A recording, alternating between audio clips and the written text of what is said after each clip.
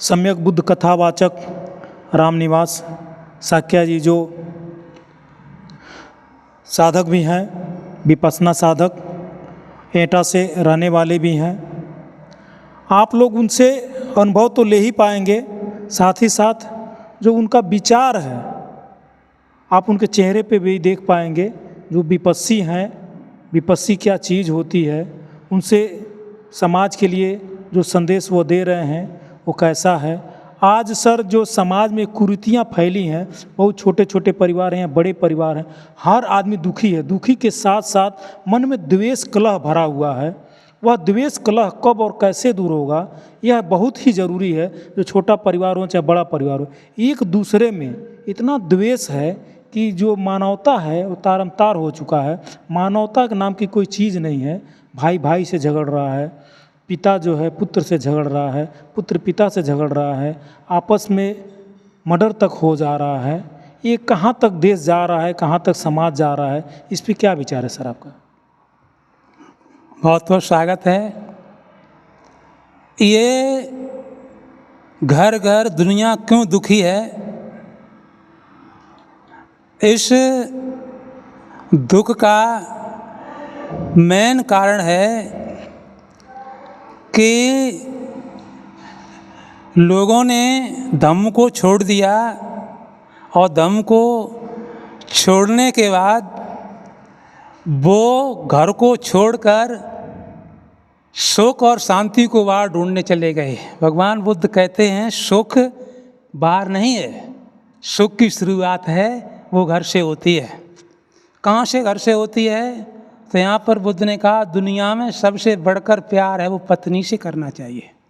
पति पत्नी के बीच में जितना प्यार होगा उसी घर में सुख की, शांति की और सम्मान की वर्षा होगी। करो पति पत्नी में झगड़ा, सुख की कामना तो करोगे लेकिन जीवन में कभी सुख मिलेगा नहीं, और तुम्हारे बच्चों के जो संस्कार हैं वो भी गलत बच्चों पर चले जाएंगे।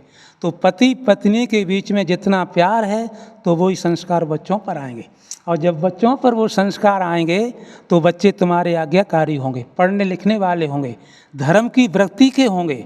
तो सुख की शुरुआत घर से होती है। घर में जितने भी सदस्य हैं एक दूसरे से बात करिए। दिन में मर्जिया वहाँ खाना खा लें, शाम का खाना साथ साथ बैठ कर खाएँ। वही खाना है जो साथ साथ बैठकर खाया जाता है। अलग अलग इधर उधर खाना, ये खाना घर का नहीं है, ये खाना होटल का हुआ करता है। साथ साथ बैठकर जब खाना खाएंगे तो आपस में प्यार बढ़ेगा। जब प्यार बढ़ेगा तो प्यार बढ़ने के साथ साथ फिर घर में एक मति हो जाएंगे, सभी एक दूसरे के आज्ञाकारी हो जाएंगे। कहेंगे ये काम करो तो सभी लोग वही काम करेंगे, और यहीं से सुख की शुरुआत हुआ करती है। और जब तक ऐसा कोई करेगा नहीं तब तक उसके घर में सुख आने वाला नहीं है। सुख ढूंढने के लिए बाहर जाते हैं, बाहर कहीं सुख है नहीं। सुख कहीं मंदिर में, कहीं मस्जिद में, कहीं बुद्ध विहारों में, और कहीं ऐसी जगहों पर सुख नहीं है। सुख है अपने घर में है और अपने भीतर है। तो सुखों का निर्माण करें, आपस में प्यार बढ़ाएं, शीलों का पालन करें, और शीलों का पालन करते करते क्या हुआ, अब भगवान बुद्ध ने श्रृंगार सूत्र में गृहस्थों के लिए सुख से रहने के लिए उपदेश दिए। गृहस्थ गीता जिसका एक अध्याय आता है चंद्रोदय में, बहुत अच्छी तरीके से समझाया है। अगर आप ज़्यादा बड़े स्तर से पढ़ना चाहें तो चंद्रोदय में गृहस्थ गीता को पढ़िए, और पढ़ करके अपने घर में सुख बढ़ाइए, धन बढ़ाइए। जिस घर में आप उसमें प्यार बढ़ेगा तो अपने आप धन बढ़ेगा। अब क्या हुआ, इस प्रकृति के नियम को समझकर, शरीर के बारे में समझकर, शरीर के बारे में समझा। क्या समझा बुद्ध ने कि कैसे दुख आता है, कैसे दुख जाता है, कैसे टेम्परेचर बढ़ता है, कैसे टेम्परेचर घटता है, कैसे बीमारी आती है और कैसे बीमारी आती है, सब देख लिया अपने भीतर। और देखने के बाद फिर मन को गहराई से पकड़ा। ये बारीकी से मन को पकड़कर जब, और मन को पकड़कर मन के बारे में सबको जान लिया, और शील समाधि प्रज्ञा, इसी में धर्म समाया हुआ है, इसी में शांति समाई हुई है, और शील समाधि प्रज्ञा में ही निर्वाण और मुक्ति समाई हुई है। इसका पालन करना है। अब धम्म को भगवान बुद्ध ने पाली भाषा में जितने अपने नाम नहीं बताए हैं, जितने नाम बुद्ध ने धम्म के नाम बताए हैं। बुद्ध के 16 नाम और 16 से कई अधिक नाम धम्म के बताए हैं। ये धम्म इतना महान है, कहते हैं भगवान कि धम्म का कोई आचार्य नहीं होता है, धम्म का आचार्य स्वयं धम्म होता है। कुछ लोगों ने किसी किताब से कुछ सूत्रों को याद कर लिया और वो प्रवचन देने लगे, मैं बहुत बड़ा प्रवचन दे लेता हूँ, मैं बहुत बड़ा विद्वान हूँ, मैं धम्म का आचार्य हो गया। ऐसा नहीं है। बुद्ध ने अपने आप को धम्मा आचार्य नहीं कहा। उस समय अरहत भिक्षु थे, उन अरहत भिक्षुओं ने अपने आप को धम्मा आचार्य नहीं कहा। उस समय हजारों की संख्या में भिक्षुणी थीं, श्रोतापन शक्रागामी अनागामी थे, उन्होंने अपने आप को धम्माचारी नहीं कहा। और 50,000 पृष्ठों का ग्रंथ है पाली, जिसमें 15,000 कॉमेंटियन और 35,000 उप कॉमेंटियन। एक भी शब्द ऐसा नहीं है जहाँ बुद्ध ने अपने आप को धम्मा आचार्य कहा हो। तो ऐसे लोगों पर धम्मा आचार्य लिखते हैं, अपने को कहते हैं। इन लोगों पर बड़ी दया मुझे आती है, मैत्री आती है। इस दया से आप लोगों का कल्याण हो। अपना मन बदल कर धम्मा आचार्य से मतलब आचार्य जिसके हैं, जो आचार्य गुरु सत्यनारायण गोयंका जी, उन्होंने अपने आप को धम्माचार्य नहीं कहा। क्या कहा उन्होंने? विपස්සना आचार्य कहा। उन्होंने भी धम्माचार्य आप नहीं कहा। कि आज के समय में जो विपස්සना जो धम्म सिखाते हैं, तो आज के समय में वो ही दूसरे बुद्ध माने जाते हैं। क्या हुआ?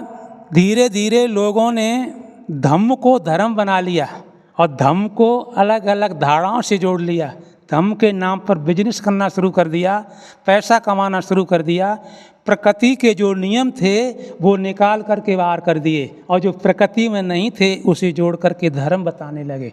जबकि धर्म के नाम पर कहीं पैसे का लेन देन नहीं होता था, धर्म फ्री सिखाया जाता था। आज भी विपස්සना सेंटरों में धर्म फ्री सिखाया जाता है। ऐसा कमरा रहने के लिए मिलता है, ऐसे होटल में ऐसे कमरे पर ले लो तो सवेरे हो 2,500 रुपये का चार्ज आ जाएगा। उसमें लेटरिन, बाथरूम, पंखा लगा हुआ, मच्छरदानी और गर्म पानी, ठंडा पानी।